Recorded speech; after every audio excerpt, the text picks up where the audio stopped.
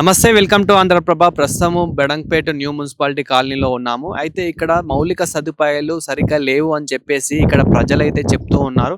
మనం ఒక్కసారి చూడొచ్చు ఇక్కడ ఈ రోజుల్లో కూడా హైదరాబాద్‌లో ఇక్కడ ఏ విధంగా ఉంది అనేది కూడా మనమైతే ఒక్కసారి చూడొచ్చు. ఇక్కడనే కాదు, ఇప్పుడు ఏదైతే ఏరియా చూపిస్తున్నానో ఈ ఏరియానే కాదు, న్యూ మున్సిపాలిటీ కాలనీ ఇప్పుడు ఏదైతే ఉందో అంటే మారుతి నగర్ కానివ్వండి, శ్రీ మారుతి నగర్ కానివ్వండి, ఇలా ఈ చుట్టుపక్కల ఉన్న ఏరియాస్, ఇప్పుడు చుట్టుపక్కల ఉన్న గల్లీలు ఏవైతే ఉన్నాయో ఎక్కడ కూడా సరైన రోడ్లు అనేటివి ఇప్పటికీ కూడా నిర్మించలేదు. ఇప్పటికీ కూడా అసలు రోడ్లు అనేది వెయ్యలేరు అని చెప్పేసి ఇక్కడ ప్రజలైతే చెప్పడం అయితే జరుగుతూ ఉంది. మేము ఎన్నోసార్లు గవర్నమెంట్లో మేము ఎన్నోసార్లు మున్సిపాలిటీలో కంప్లైంట్ ఇచ్చాము, జిహెచ్ఎంసీలో కంప్లైంట్ ఇచ్చాము. అయినప్పటికీ వాళ్ళు ఏమాత్రం రెస్పాండ్ అవ్వట్లేదు.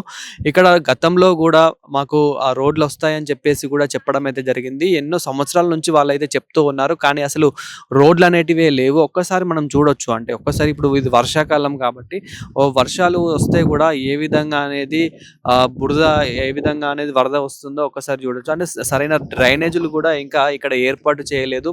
అదే విధంగా ఇక్కడ కొన్ని ఏవైతే ఏరియాస్ ఉన్నాయో, అంటే ఇప్పుడు ఏవైతే పక్కన గల్లీలు కూడా ఏవైతే ఉన్నాయో అక్కడ కరెంట్ పోల్స్ కూడా అసలు లేదు. కరెంట్ పోల్స్ ఉన్నా కానీ పవర్ అనేది లేదు. అక్కడ రాత్రి అయిందంటే సుమారు ఒక 7 అయిందంటే కనుక మొత్తం చీకటి అయిపోతూ ఉంటుంది. చాలా యాక్సిడెంట్లు కూడా అయ్యే అవకాశాలు కూడా ఉన్నాయి. అంటే గుంతలు అనేటివి చాలా ఉన్నాయి. ఆ గుంతల్లో ఇప్పటికే పబ్లిక్ అనేది చాలా మంది పడిపోతూ ఉన్నారు. ఇక్కడ చాలా మంది ముసలి వాళ్ళు కూడా ఉంటారు. వాళ్ళ కోసం కూడా మనం చూడాలి. ఇక్కడ చిన్న పిల్లలు కూడా ఉన్నారు. అంటే వీళ్ళు కూడా సైకిళ్ళ మీద కానివ్వండి ఇలా వెళ్తూ ఉంటారు. వీళ్ళు కూడా చాలా చోట్ల పడిపోతూ ఉంటారు అని చెప్పేసి కూడా ఇక్కడ ఉన్న వాళ్ళైతే చెప్పడం అయితే జరుగుతూ ఉంది. దాదాపు మేము ఎన్నోసార్లు కంప్లైంట్ ఇచ్చామని చెప్పేసి చెప్పడం జరుగుతుంది. అంటే హైదరాబాద్లో ఈ యొక్క మున్సిపాలిటీ కాలనీలోనే కాదు, దాదాపు ఎన్నో చోట్ల కూడా ఇలాంటి సిచ్యువేషన్స్ అనేటివి మనం చూస్తూనే ఉన్నాము. ఆ రోడ్లు ఉన్నప్పటికీ కూడా రోడ్లకి కూడా చాలా గుంతలు అనేటివి ఉంటాయి. అవిటిని కూడా ఈ మధ్య కాలంలో సరిగా పట్టించుకోవట్లేదు.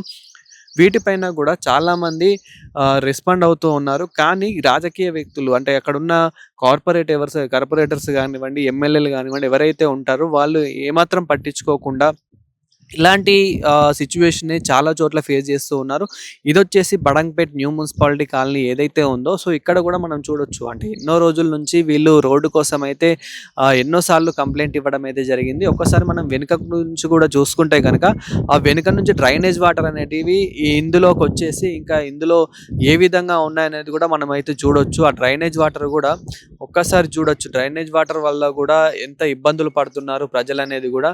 అయితే ఏదైతే కొంచెం మెయిన్ రోడ్ లాగా ఉందా, మెయిన్ రోడ్ నుంచి అక్కడ డ్రైనేజ్ పొంగేసి ఆ డ్రైనేజ్ వాటర్ అంతా ఇండ్లలోకి వస్తున్నాయని చెప్పేసి కూడా చెప్పడం అయితే జరుగుతూ ఉంది.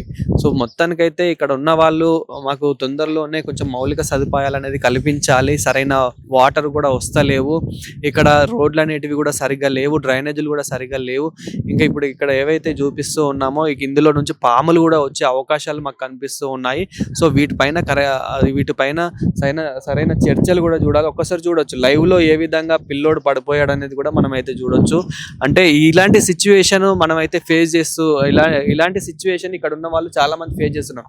ఒక్కసారి ఆ ఆటో వచ్చే అది కూడా చూడొచ్చు. మనం ఆటో వస్తున్నప్పుడు కూడా ఆటో కూడా ఎలా ఇబ్బంది పడుతుంది అనేది కూడా వాహనదారుడు ఎంత ఇబ్బంది పడుతున్నారంటే దీనివల్ల ఆటో ఖరాబ్ అవ్వడం కానివ్వండి, దానికి ఇంకా ఎంతో ఖర్చు అవ్వడం కానివ్వండి, ఇలాంటివి. అంటే ఇప్పుడు ఒక మిడిల్ క్లాస్ వ్యక్తి బ్రతకాలి అంటేనే ఎంతో ఇబ్బందులు పడుతూ ఉన్నారు. అలాంటి ఇబ్బందులు పడుతున్న సమయంలో ఇంత టెక్నాలజీ, ఇంత నాలెడ్జ్ వచ్చిన తర్వాత కూడా ఇది మెయిన్ రోడ్కి బడంగపేటలో ఉన్నప్పటికీ కూడా బడంగపేటకి దగ్గరలో ఉన్న న్యూ మున్సిపాలిటీ కాలనీ ఏదైతే ఉందో ఇక్కడ దాదాపు ఎన్నో సంవత్సరాల నుంచి ఇల్లు కట్టినప్పటికీ కూడా, ఇండ్లు అవుతున్నప్పటికీ కూడా ఇక్కడ రోడ్లు అనేటివి సరిగా లేవని చెప్పేసి ఇక్కడ ఉన్న ప్రజలు ఎవరైతే ఉన్నారో, ఇక్కడ ఉన్న ఎవరైతే నివసిస్తున్న వాళ్ళు ఎవరైతే ఉన్నారో వాళ్ళు మాత్రం మాకు తొందరలోనే కొంచెం మౌలిక సదుపాయాలు కల్పించాలని చెప్పేసి గవర్నమెంట్ అయితే కోరడం అయితే జరుగుతూ ఉంది.